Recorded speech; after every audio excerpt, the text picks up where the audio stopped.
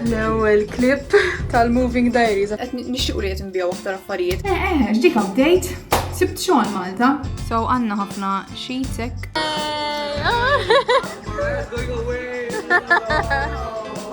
Araw naqra kemm hu vojt. Għamlu l-kaponata tal-aħħar. L-ewwel clip tal-Moving Diaries avolja għandna. biex nallimkom il-ġim, ma semmitaw xejn sewwa. Iskut jaretta. Iskut jajdamlik. Madonna. Dani, 18 kila ħwejjeġ. Dawl mhux l-aħjar u m'għandix angolu tajjeb imma ġejna organizzaw di għal xi tielet darba dax-xahar ġifieri. Ilha tinbidel bil-kamra ma qatt ma kienet daqshekk organizzata. Dawn affarijiet li rridu nniżlu magħna. Hemmhekk hemm il-bagalji. Dijaw l-affarijiet kollha li rridu nbijaw ta' din-naħa u xi kaxxi u hekk li mbagħad narmu. U l-barbecue mbagħad nagħmluha free pick-up. Daw. Da Daniel. Issa niġborajin, ħallija.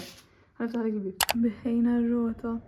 Waħda minnhom hawn insomma li konna xajna l-ommi u li kienet ċorta kbira skonta. Bye, blue bike, arattija. X'inhu maħmuġa. Hello!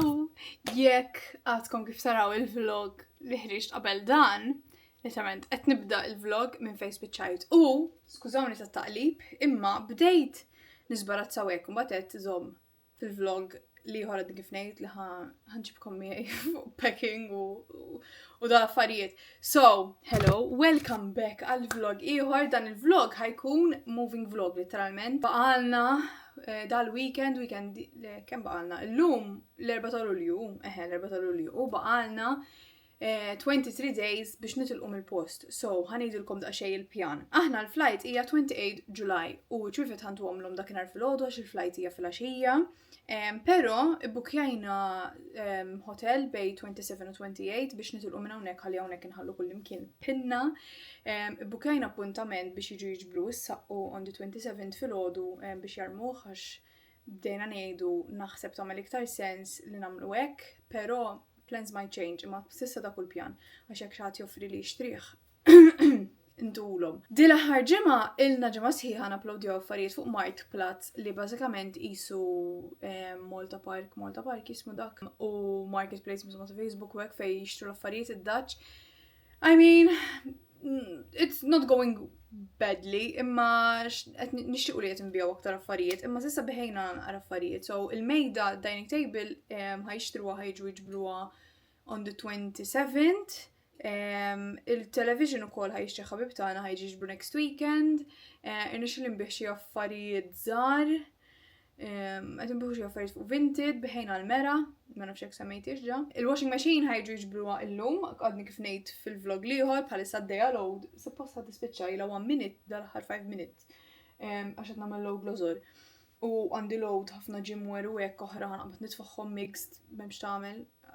It's okay, ma qablux il-kuluri, imma għandi bżonn naħsilhom. U l-pjan ta' tal-weekend il-pjan tiegħi li naqbad l-affarijiet bħal pereżempju hawnhekk ħanurikom. Hawnhekk hawn il-baking stuff tiegħi, so ħanoħroġhom u ħanwarrabhom x'imkien dawn huma affarijiet li rrid inniżżel miegħi lol CEO. Mhux di l-mera by the way beħejna l-oħra dik kienet hawnhekk so ħatibqgħu. U hawnhekk ara taħt is-sodda hawn ħwejjeġ li daw ħafna minnhom mhux kollox dak żerbun li tinniżlu miegħi, imma affarijiet li rrid inbih li jekk ma jnexxilix inbih m'iniex ċerta x'ħanagħmel għax ħanniżlu by the way ħanixxipjaw xi affarijiet forsi hawn min għadda minna jew qed jgħaddi minna. Ħanixxipjaw xi affarijiet biex xi low cost, so għandna xi moving boxes diġà pakkjajna il-ħwejjeġ kollha tax-xitwa ġo kaxxi kbar u dawk irridu nieħduhom on Monday 27th. Biex jibatuhom bil-posta. We might go before, ma nafx imma sa naraw. Imma s'issa l-pjanu li mmorru t-tnejn lejlet il-flight. U l-bqija luggage jew nagħtu donation jew nagħtu l-ħbieb.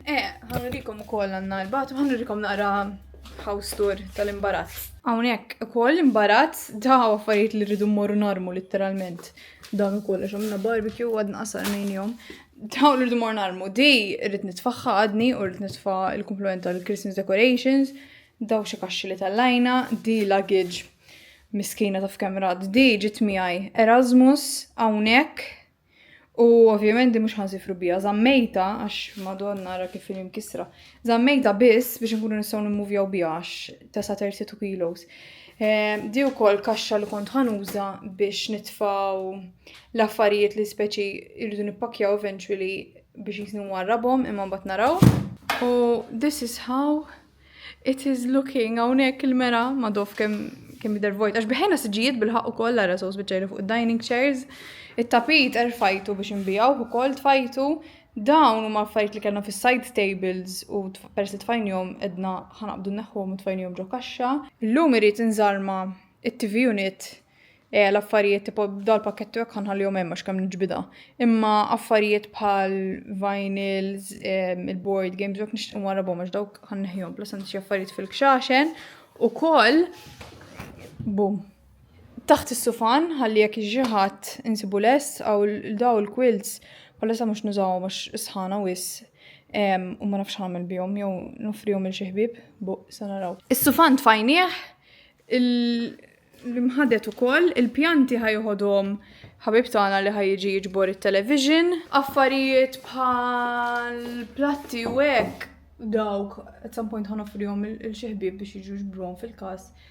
Imma li ovvjament għandna bżonnhom so mhu ħanaqla xejn. X'iktar.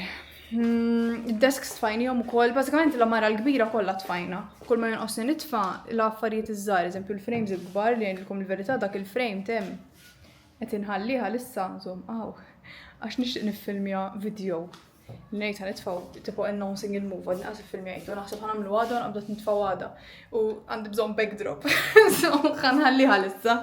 U fil-bathroom nixtieq nilħaq inżarma hawnhekk ħalli dal-containers iż-żgħar nipprova nbieħhom ukoll. Li huma vera affarijiet żgħar ta' ħasra mhux li ħadd ħafna flus minnhom, imma everything matters. So again, jekk ma nixtiex nbijawhom jew nofrhom l-ħbieb jew donation. Imma apparti dawk l-erba għandi xi erba' oħra li jaqblu magħhom around the house u tipo storage u hekk, so forsi nġibu xi ħaġa tagħhom. U plus hekk nilħaq nagħmel naqra decluttering ta' prodotti u hekk u narmi li m'għandix bżonn għalkemm to be honest ma tantx ħajkolli għax jiena nuża ħafna mill-affarijiet li nixtri, nipprova ma tantx nixtri affarijiet ġodda qabel ma naħlihom, speċjalment when it comes to skincare, hair products u hekk.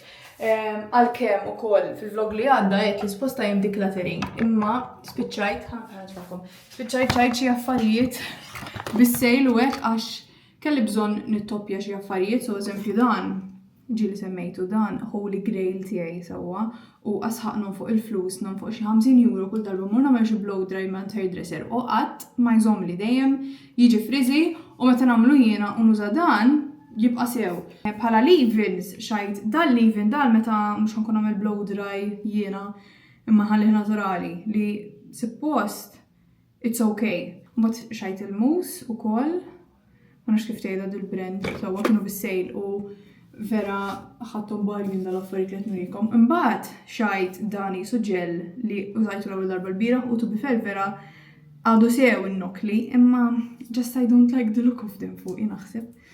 Ma nafx. U xajt dan mhux issa Malta peress nkun qed noqgħod ħafna fix-xemx u hekk dan jipproteġi xarek mill-UV. Dawk u naħseb dawk biss xajtle. Kif qed tilkom xajt ieħor minn dama ma nafx fejn għamiltu. Bija, I didn't buy anything else sa fejna fina. Le, u xajt is-sunblock għax rrid nixtri sunblock għal Malta u kienu bid-discount għax issa again għandi goal li sakemm nibda xogħol ġdid irid immur kuljum baħar, kuljum. Ġdik update, sibt xogħol Malta. By the way, ħanħarġ minn hawn hawn eko. Sibt xogħol ma' fintech company li vera kienet random, ngħidulkom il-verità ma kontx qed ifittex job għax tant kemm kont stressjata fuq dil-move li qed bħalissa m'għandix mental capacity noqgħod napplika hekk għal xogħlijiet fuq LinkedIn.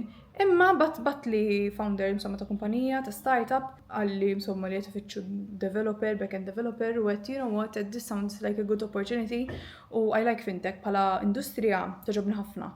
U peress li startup kienet vera ċitanti għalija għax ngħidulkom il-verità vera jgħid naħdem minn big corporate company fej l-impatt tiegħek ma tantx jinħass għax jien għadda daqsxejn il-boss mill-prodott u naħseb ġieli semmejt fil-passat fil-vlogs tiegħi li nħossni daqsxejn kif tgħid mhux useless, imma tħossok jisek numru meta tkun taħdem ġo kumpanija kbira u xtaqt nkun naqra iktar viċin tal-prodott. U di kumpanija żgħira msomma startup Maltija u hekk ħassejtni li it might be a good opportunity u jiena nħobb xejn challenge, jiena tini xi ħaġa mhux stressful imma jiena I thrive in a fast-paced environment meta tkun kollox slow bil-lajma u hekk ma nafx ma jkollix motivazzjoni. So new start, issa naraw, nibda on the 24th of August, so b'kollox għandi 5 weeks break għax ħaniqaf xogħol hawnhekk f'17 July. Għandi jisu ġimgħa u nofs packing u hekk u jisni just ta' fint mhux kollox bil-ġen. Hopefully biżejjed. Mbagħad għandi jisu 3 ġimgħat u nofs Malta to move into the new place li dik imbagħad nispjegalkom naqra fejn ħammar noqogħdu hekk. U hopefully jiena xi li mmur baħar kuljum. B'dawk it-3 ġimgħat u nofs, imma issa naraw għax naħseb daqsxejn diffiċli kuljum, imma wija jekk mmur 5 days a week ukoll kuntenta la mhux ħankun qed naħdem hu.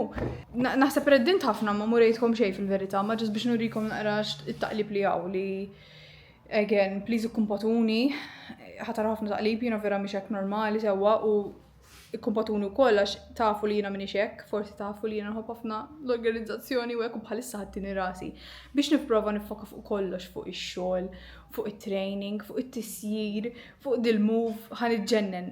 Hawnhekk qed inħossu hekk ma nafx taħwida sħiħa biex nipprova nlaħaq ma' kollox. Imma pass jiena xxielna meta nagħmlu kollox flimkien ovvjament, ġifieri meta ngħid jiena jew hekk ftakru li hemm Daniel ukoll parti minna diġi mhux nagħmel kollox waħdi, nagħmlu kollox flimkien. Importanti li move bħal din mhux ħajnexxukom tagħmluha waħedkom. Jekk ġejtu ma' partner ovvjament, make sure li taqsmu kollox 50-50 għax it's overwhelming, hemm ħafna xi jsir. U fil-verità straightforward sa. Tbieħ l-affarijiet, imma u tippakja, imma it's a lot. Ma tirrealizzax kemm takkum l-affarijiet ftit qasir żmien. U anzi aħna vera konna nqogħdu lura milli nixtru. Anzi dal-aħħar bdejt nixtri naqra u dan jibda jgħidli jekk qed naħsbu li ħammorru daq tal-xed tixtri u jiena like irridhom għax taf xiex taf ġara. Għamilt żmien twil ma nixtri xejn għax tipo mhux bdejt nitqammel imma kien hemm perjodu ta' ħajti fejn wara li bdejt naħdem u hekk kont għadni f'mindset li jiena studenta u li l-flus skarsi u ma nistax nonfoq. U mbagħad qisu l-aħħar sena bdejt nirrealizza jiena rnexxi li nfaddal ammont sew ta' flus. Għaliex qed nibqa' lura, għaliex mhux ngawda ħajti, għaliex mhux nixtri l-affarijiet li meta kont iżgħar kont ngħid li nibda naħdem ħa nixtrihom u ħebbet nixtri ċertu affarijiet bħal pereżempju l-vinyl player li pratikament kienet rigal għalija għal Daniel tal-anniversary. Jew inkella il-hand mixer, il-KitchenAid li vera kontilni għalija li by the way, madonna kemmet irredden, li by the way, salam morru Malta, nista nixtri l-stand mixer u għadkom għastafu kemm jiena ċitata biex nixtrija. Il-problema hi li ma nafx kullur ħan nixtrija. Jekk għandkom suggestions, jekk għandkom KitchenAid jgħiduli, ovvjament titqabel mal-kċina, imma that's definitely on the to buy list. It's not a high priority, ġifieri probably mhux ħanxija mal-ewwel, imma I'll definitely buy it għax tafu kemm li nixtieqa. Anyways, dak l-update, ħana minn fiħan għabat nibda. Irrit nagħmel lista, għandi ta' lista, ħanu rikom naqra l-spreadsheets u to-do list li għanna, għax jiena mbagħad minn dak l-aspett super organized, as you know. L-lum irridu morru l-gym kollox. I need to do the 3rd session of the week. Mhux ħanaqbiża għax determinata li jirnexxieli nagħmilhom. Mela, qed taraw kif għamilna, so għandna ħafna sheets hekk, mhux ħanrikom kollox għax imġi affarijiet ovvjament, like personal stuff. Imma yellow li biħejna, green li tfajna imma għadna ma biħejniex, il-bojot li għadna rrit nitfa, u ħerres għet nżom rendi kont ta' kem biħejnijom biex mbagħad eventually nagħmel side by side biex nara kem tlifna. Ħarafejna. Bye! Oh my god. Araw il-fnik. Għadna kif ġej mill-ġim. Oh, ħanili. Kom għazar. Ndof kom għazar. Nġibu fenek, flokas fl. Il-lallu. Tajini. Ja. Laħħajt laħħa jahrab, ħad gerxu. Gym session dan. Goal tal-ġimma kien 3 gym sessions u għamiltom, so tik. Liħor kien li n-upload l-affarijiet fuq Marketplace li għamilni ukoll u l-aħħar goal tal-ġimma kien li nitfa' video li tipo ngħidilkom ħan immuvjaw dak suppost għada we ticket to goal. What's the plan għal-komplement tal-ġurnata? Nkompli nippakkja tipo l-affarijiet, għamil tal-bat ma sorejtkom, issa nurikom nasal id-dar. Inħossi dal-vlog, ngħidilkom x'ħan għamil u nurikom x'għamilt, imma qatt ma taraw li nagħmlu. So issa fil-każ illum jaw next thing li nagħmel nurikom vlog ġas ngħidilkom x'qed nagħmel, x'ħan għamel. U ma nafx iktar tard insajjert nagħmel it-tiġiġ għal-lejla x'għandna l-kuskus lest imma rrid nagħmel it-tiġiġ għal-miegħu. U mbagħad naħseb noqgħod nagħmel xi xogħol fuq il-laptop. U llum nipprova noqgħod kmieni għax għada filgħodu irrid inqum kmieni biex nagħmel 12K. Tkun l-aħħar training day tal-ġimgħa. Imma hekk vera kuntenta x'il-ġimgħa rnexxieli nagħmel training sessions kollha, nixli nsib ħin għal kollox, ma nafx kif. Imma we got this. Tara pastattilkom li ħanġibkom mija jienu nizbarazza. Spiċajt ma milċek. So, ħanidilkom x'qed nagħmel. Qed nippakkja l-affarijiet tal-baking ġodi l-kaxxa. Issa l-problema hi li qed nibża laħin kisru, imma f'moħħi qed ngħid the tighter they are pegged, the better. So din hija l-kaxxa tal-cake stand li spiċajt qed naqasu żgħid għax again il-pjan ma kienx nitillu daqshekk kmieni mill-Olanda. Imma ma importax. Hija għandha l-ġablo u l-cake stand innifsa, imma hawn ħafna spazju ħanurikom. Tipo mal-madwarek, so ħanipprova ndeffes l-affarijiet li jqogħdu tal-baking fiha li tipo ma affarijiet żgħarek, pereżempju għandna ħafna complicated li qegħdin ġolboru so minnhom hemm. U hekk ma jitafġux żgur ġdi peress li hija kaxxa, fimt ma jistgħux jitafġu ma' xulxin u jiddisformaw. Però ovvjament ma nistax nitfa' kollox u ma rridx nitfa' kollox, pereżempju l-KitchenAid ħanitfaħa fil-bagalja. You know, just in case. Il-bqija ma kollox nista' nitfa' għandi l-offset spatula żgħar ukoll li ħanitfagħhom irrid nagħmel il-cake tal-birthday ta' Daniel imma mhux ħanoqgħod inżejnu ħafna b'mod elaborat u hekk so it's okay. M'hemmx għalfejn m'għandix bżonn l-offset spatulas. U l-affarijiet żgħar hekk piping tips u hekk ukoll nista' nitfagħhom għax għandi daqsxejn piping tips oħrajn fil-kċina li dawk naħseb nitfagħhom fil-bagalja meta nista' nitfagħhom sew ħana bħal nitfagħhom. Ukoll biex nipproteġihom naqra throughout these 2 years irċivejna xaba spam mail. U żammejtu u ġie very handy. So qed nużah biex tipo nattihom. Naħseb tajjeb hekk. Inħoss li mhux jiċċaqlu daqshekk, so tajjeb di actually kaxxa issa. Nafx għandix nalaqa. Nħalli jekk għal-issa mod fil-każ nalaqa bit-tejp. Ħana fejn nitfaħħa. Mela issa tinsajjar dal-vlog all over the place ħajkun keep it in mind li huwa moving vlog u taqlib li għawġa moħħi ħatarawh. Imma ħanilkom x'qed nagħmel I mean tiġiġ tinsajjar. Imma qed naqli chicken breast hawnhekk hawnhekk il-ħadd ħriġt white portion dawt il-kuskus, dir tinsajjara tipo għal-meal prep. U ħanurikom il-progress. Dawn li rrid nitfa' biex inbih għandi bħalix għandi 3, 4, 5, 8, 7. Le, madonna, 9 għandi 9 xinbieħu għandi 3 containers fuq xulxin kbar hekk. Dawk ħafna minnhom kienu għaw. Issa ħriġt kollox hekk li jidher taqlib mawx imma organized mess as usual. It's okay, daw tipo l-affarijiet li nuża tipo day to day. Mux kull jum, imma every week nużom. Hawnhekk għadni irrid nisbarazza ftit is-sodda, imma dawk il-ħwejjeġ li qed nippruvaw nbijaw. Dawk affarijiet li rrid inniżel miegħi għandi basket ħwejjeġ tas-sajf tal-baħar u hekk li hawnhekk mhux ħanilbes u ħwejjeġ ġgieget u hekk ħfief tipo denim jackets. Hawnhekk fejn kien hawn il-washing machine għal-inqas hekk irbaħna naqra spazju fejn nilqgħu l-imbarazz. So ħedi għadha l-kamra tal-imbarazz dawn. Zraben l-oħra. Soma daw irrid inniżilhom isfel il-kaxxa li għamilt bl-affarijiet tal-ħami irrid inniżilha isfel ukoll għax m'għandniex nagħmlu hawnhekk u għadni rrid niġi nisbarazz is-sodda. U in the meantime għadni qed insajjar. Miljun elf ħaġa fl-istess ħin. Bdejt niekol imma this is it. Xejn speċjali da leftovers tal-barbecue.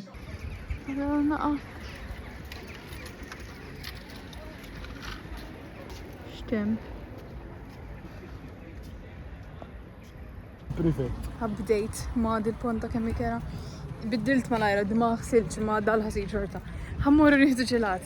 Torta Daniel ħajwaqqani imma it's okay, ħadda ħammurru niġru l-lum ferra mxejt. Oda 16k steps. U ħanieħu ġelat minna il-kona l-inqas biex ta' fint. Less calories, imma it's okay, we're on target. Dan li darba għal kontra Malta sewa, ma msomma. Inti xħat fakkarni? Cheesecake lemon. Cheesecake lemon. Nimxu l-mixja tal-ħar darba. Jiena ħadd white chocolate and raspberry. Għax marija darba doqtu kien tajjeb. Tajjeb għanduq. Insomma, jew ħanu bdi. Differenti. Iġobni.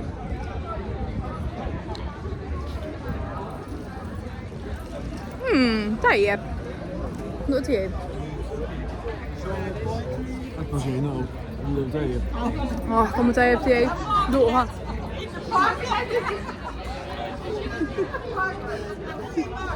Cheers, tab kif qed nżommkom. Preferti, naħseb. Romir. Għaraw xie ġmiel. Għana missjad il-bicċa. Dib il-parti li waħda mill-partijiet favoriti tiegħi f'Dejn Boss. Hello. Ma tanġaw daw tajjeb, imma din fl-storage room. Rajtu għana naħseb suppost fil-bidu tal-vlog. Għanu rikom l-storage room hawnhekk ma l-appartament ma nafx li xettilkom għanna storage room inkluża ma' rent u ħaniġikom vera handy, speċjalment bħalissa. Mhix kbira eżaġerata sewwa, għas karozza mtoqgħod ġifieri, imma handy għax titfa' ball-ambarat tara dawk kaxxi ta' affarijiet li speċiet inżommu just in case nbiju affarijiet fuq vintage jew jinnna f'affarijiet hekk. Għandna xi bagalija hawnhekk. Di by the way niżżil tara għax qed m'għandniex bżonna u l-bieraħ ippakkjajt il-quilts ukoll għax mhux ħanbqgħu nużawhom għax is-sħana wisq. U dawn affarijiet li jridu jinżlu magħna Malta. Ma nafx kif ħanagħmlu. U daw ġas kaxxi eżempju tal-laptops, television u hekk li rridu nbijaw insomma. Ejja, television, qedtilhom da li bibeħejni it-television, ġust irid jiġbru. Illum ġej xi ħadd ieħor jiġbor qishom mejda żgħira tal-pjanti li hija mhix xi ħaġa kbira sewwa, imma the more the merrier u neħilsu mill-affarijiet. By the way, dal-għu morna niġru u xsil ċari għom into blow dry. Not very, kif tgħid, mhix temp li tagħmel blow dry xi sħana. Imma irridtu jkun daqsxejn pulita l-video li ħaniġbed illum. Issa ħanitilgħu fuq għax is-sija u kwart u ħammorru nagħmlu x'nieklu. Araw naqra. Le, mhux għaddi minn hawn ta' għadni kif nagħmel xari, aħbet minn dat-tem, nizda xita tem, numma. Just kemm inżilna nitwa l-affarijiet, please note. It's okay. Hija vera, l-ewwel kienet niżli iktar imma I will not miss this weather.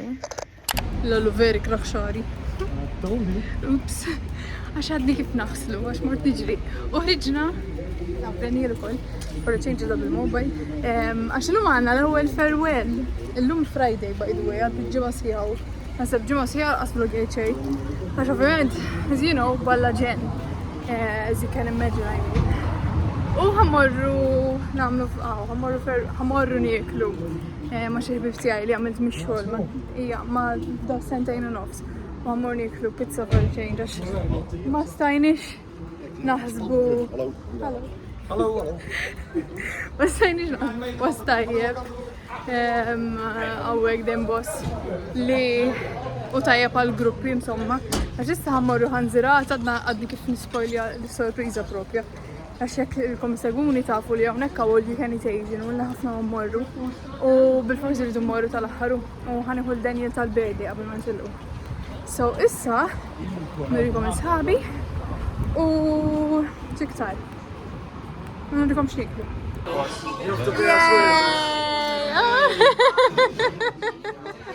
Mariah's going away. Hopefully the next time, subscribe.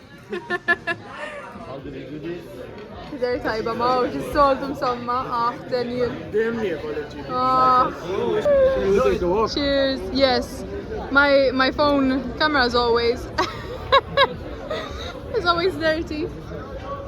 Hello nies, illum is-sibt u għandi ħafna ġen bħalissa. Propja is-6 u 5 da waħdi d-dar għax Daniel mar jagħmel żewġ loads il-laundry għax by the way il-ġimgħa l-ewwel darba li morna nagħmlu il-laundry daw fil-laundry pubbliċi insomma li titħallas insomma lihom u qed nakkumulaw balla ħwejx irridu naħslu ma l-problema hi li tittoqgħod tmur hemm u toqgħod tistenna u vera mhux komda Alla ħares għamilna xi sentejn u nofs bla washing machine għax tipo ħin moħli fil-ġurnata u vera id-dumux tagħmel xi 3 kwarti hemmhekk tistennija tlesti. So ħażewġ loads, hopefully għodu għax għamilna load bojot u load srivet u hekk, so mhumiex loads kbar, so suppost joqogħdu f'dej waħedna. Imma ħanurikom il-post kemmu vojt. Qed inħossuna jisnadna kif nidħlu għax meta tħanna l-ewwel darba kien. Araw naqra kemmu vojt. So hemmhekk beħejna t-television illum. Hawnhekk as you can see mawx desk su laqas il-monitor tiegħi ħejtu. Daniel il-monitor tiegħu hija ta' urid jixxipjaħ u mawx siġġijiet anqas.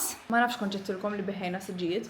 Dil-ġimgħa wkoll beħejna xi affarijiet żgħar imma xejn iktar kbir, però il-mejda ma nafx qedtilkomx ukoll ħatoħodha waħda ġejja li l-aħħar weekend li ħanitilqu so top għax il-mejdan ma bżonna u ma stajniex intuwila qabel. Is-sufan ukoll beħejnieh imma ħatiġi għalih il-ġimgħa d-dieħla so għall-inqas għandna naqra aktar postijiet fejn nirrilassaw u ovvjament is-siġġijiet għandna bżonnhom ukoll fil-verità xorta ħadd għadhom ma batilna u issoddaw is-side tables ukoll għadhom hawn u kif qedtilkom naħseb qedtilkom li l-ġimgħa l-oħra beħejna l-washing machine għax għandi klipp ukoll u għalhekk Daniel mar il-laundry. Jiena għandi ħafna x'nagħmel u qed Daniel jagħti il-laundry irrid nisbarazza għax ħafna taqlib. Hawnhekk infatti jara irrid nagħmel id-dishwasher għax meta ġew kien issa lest u irrid naħsel daw. Għax bażikament illum qasettilkom ġew żewġ teħbieb tagħna u huma xtraw it-television propja u ħadu waħda mid-desks ukoll. U għamilna jisu picnic fil-park ħanurikom x'sajjart actually. Għax kif qasna fittilkomx qed nipprova naħli naqra milli kelli għandna fil-pantry insomma. U kelli il-kusksu u id-ditalini tal-minestra biex niftehmu.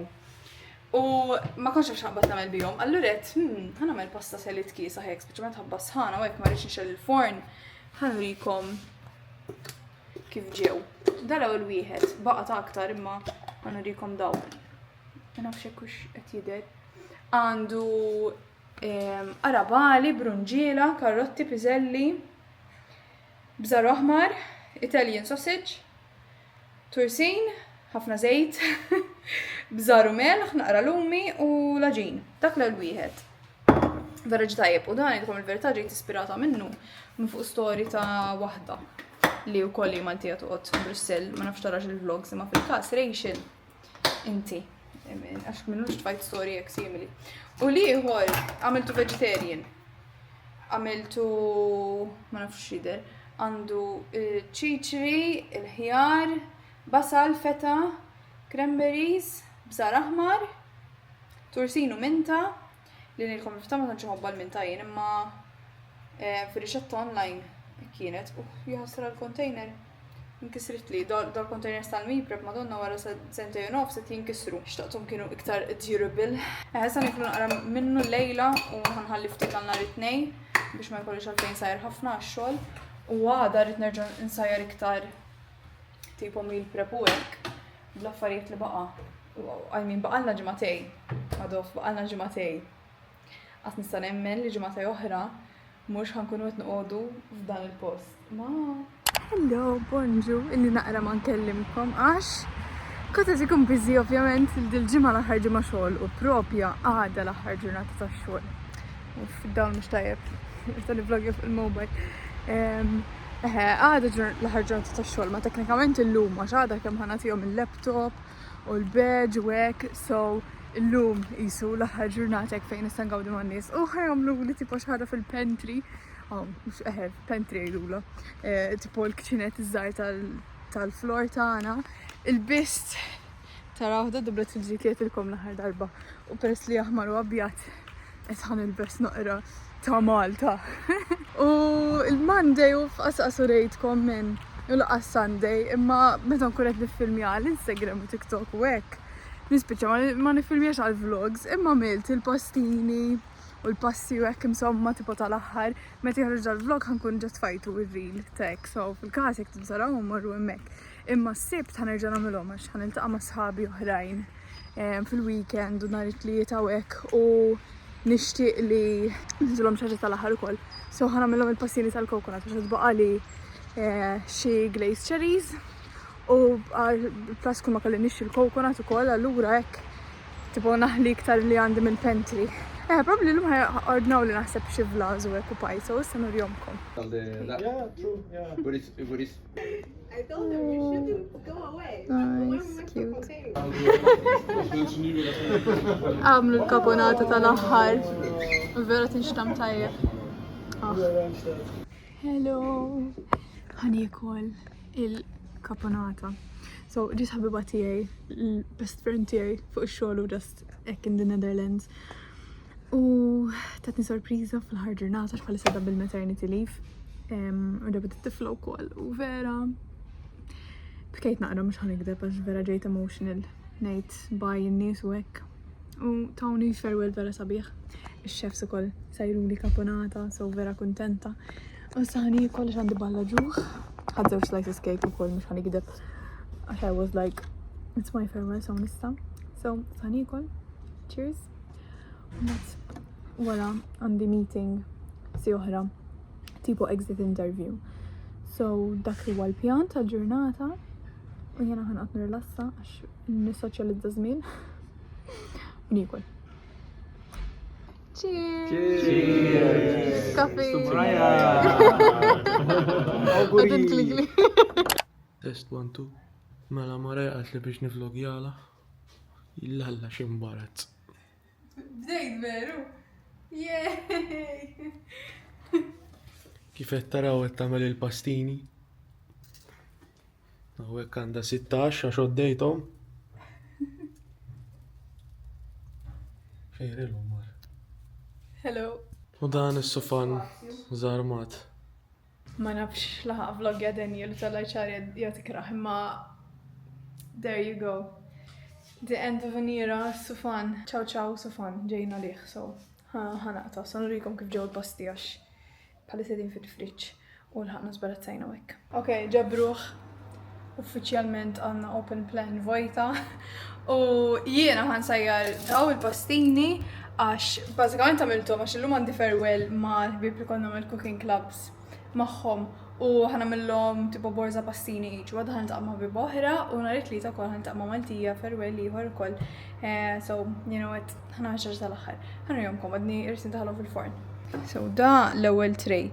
U to be honest baqa li naqra iktar xejdulu għaw mixture imma ma kellix spazju għax naħseb għamiltom mus imbedin u spiċċajt bla spazju imma dawn huma kelli ħafna iktar ġirasa ħadra d-darba. So dak il-pjan u l-ħaq tal-ħajċari għax nixtieq imur niġru wkoll avolja hopefully nsibu ħin u għax il-lejla fis-sitta rridu nkunu għand ħabibti so hopefully nlaħqu nagħmlu kollox. Hello! Oh my god. Ma ħsil ċari, ma ġejna mill-ġirja u għadħa nerġa' mmur niġri, allura qed m'għandix ħinot, naħsar xari l-lum koll, sa nagħmlu nqaddrej shampoo, imma ħanerġakom il-pasti għax għattejthom bis-salvetta nadifa din ġdida. Hawn huma. Għandi xi ftit inħatfuli għandi wisq hotspots dal-forn, kemm jien looking forward biex immur għal-forn ġdid. Imma sbieħ ġew għandi ħafna actually, so tajjeb. Għax irrid nagħti lil sitt ħbieb tlieta llejla. Xaħat għada, xaħat t-tnejn u xaħat t-tlieta. So, ħan iġborom ġew boros. Asna f'komandi, minna li għandi iktar minn 30. So, rajt għandi bizzejed biex nagħti ħadd. Tajjeb, mbagħad maħrin nżommu għalina. So, ħan ipakjum. Ħana fejn nitfakom. Ħatarawni naqra. Volja minn nagħmel xejn grandius. Nipprova nagħżilhom kuluri differenti ta' kienu l-varjetà. Naħseb però l-aħdar li ktar li għawt. Lesti, għamiltilhom ċoff. U irrid immurni xi kartolini żgħar biex tipo ngħidilhom bye u dawt li tali baqa.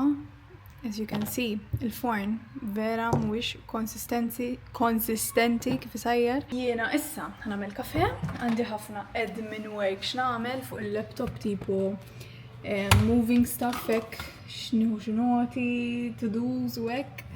So ħanagħmel kafe, nieħu pasta u ntella naqra xogħol. Ħara naqra x'għandna daw issa wkoll friski.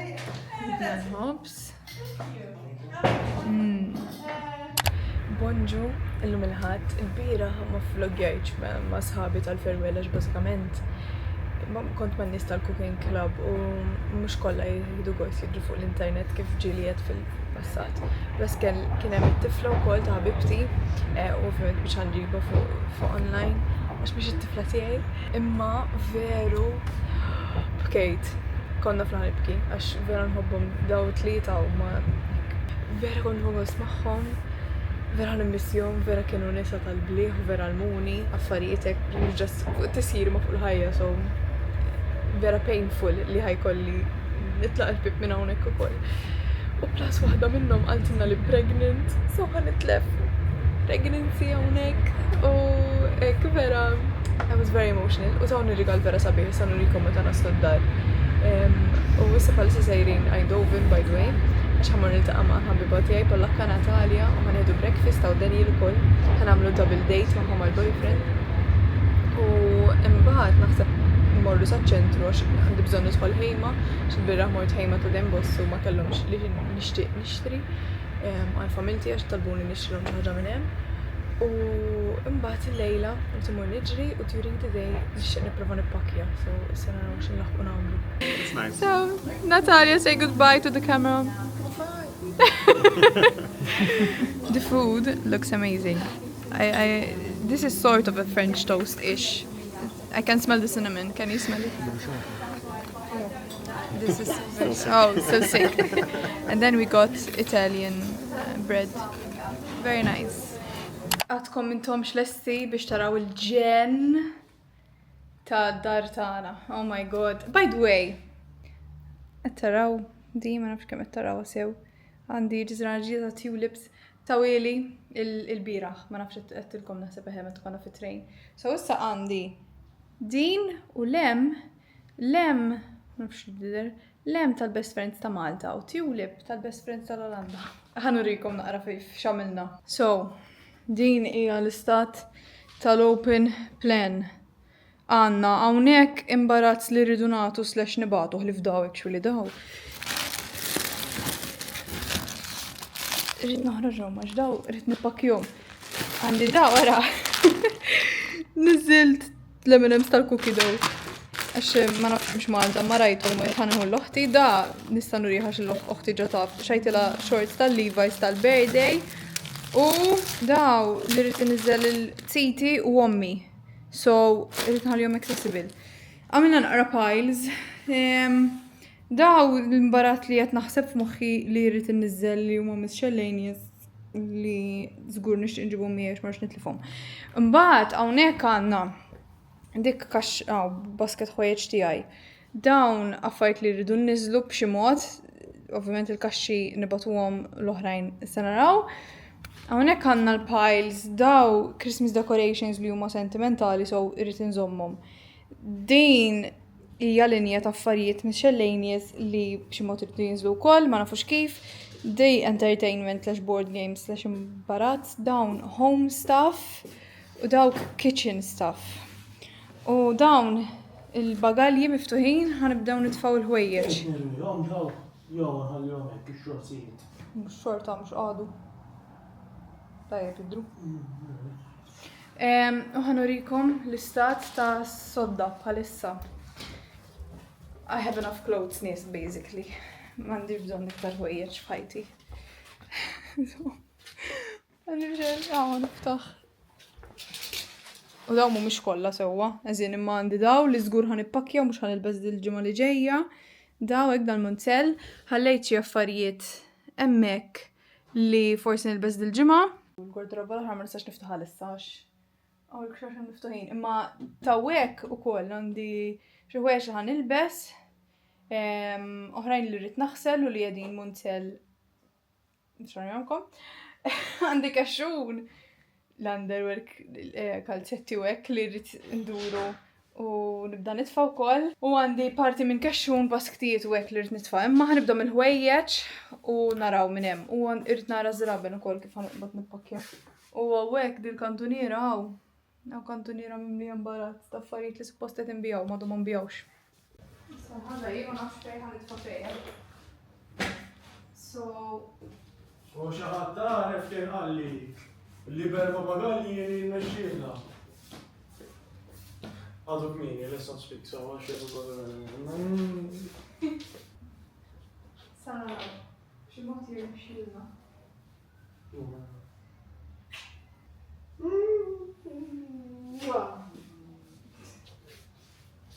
Mela jiena ħammur niġri. Avolja vera sal-ħin. Imma ħantikom update ta' x'talajna xogħol, mhux li xafna. Bażikament, daw xorta domaw sewwa għax il-problema hi li mlejt dil-bagalja taw kollha, so dik 32 kilos.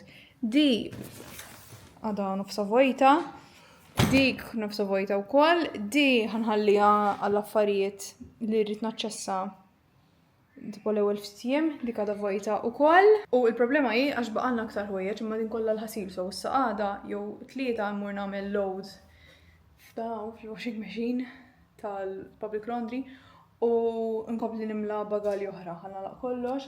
Naħseb idealment bejn għada u tlieta kollha kollox ippakkjat u l-kaxxi li ħanibgħatu magħluqin. U mbagħad tipo l-ħwejjeġ li ħanilbsu matul il-ġimgħa nitfgħuhom fl-aħħar. Għax hekk nixtieq li ġest il-komplement tal-ġimgħa nkunu relax għax il-ġimgħa irridu nieħdu l-kaxxi u fil-weekend irridu naħtfu. So għandna ħafna x'nagħmlu. That's it imma, di l-TV unit hawn. Irrid noħodha nieħdu l-ritratt, naqsħat ir-ritratt sa nieħdu għada fil-każ mhux tagħmel nitfgħu għada. U dak kollox għalissa, jħammur niġri, ma nsibx ħankellimkom nerġa' llum. Tgħid immur bir-rota. Fej? Albert Heijn. Saf. Actually, ħana il-vlog hawn. Għax dil-ġimgħa ħanaqbad nibda vlogi oħra għada, tipo l-aħħar ġimgħa hawnhekk. Lallu nsejtu kelli nerfa' l-ħwejjeġ, oh no. Għax hawnhekk għandi xi ħwejjeġ fuq is-sodda li rrid nitwihom minn flok indendilhom għax ġbart l-ispalliri. Anyways, as I was saying, ħana il-vlog hawn għaliex ħamur niġri u vera kien twil dan il-vlog, so ma nafx kif iżekkanet tiegħek għax nixtieq xi darba dil-ġimgħa. Chaos totali, probabbli ħafna biċċiet żgħar tat-taħwit dal-vlog, ara dan is-saqqu li ħankun qed norqdu fuqu meta jiġu jiġbru is-saqqu tagħna. Imma slowly getting there. Kull ma baqalna ġimgħa u jumej, literalment minn tiem ma oh my god, xi stress. It's okay, ħajna xxielna b'xi mod nibatu kollox li ma joqgħodx nibatuh bil-posta l-bqija donation. It's okay, ħajna xxielna. Sema ħanlesti għammur niġri għax diġà madof is-7:30 u rrid nagħmel 16K jien.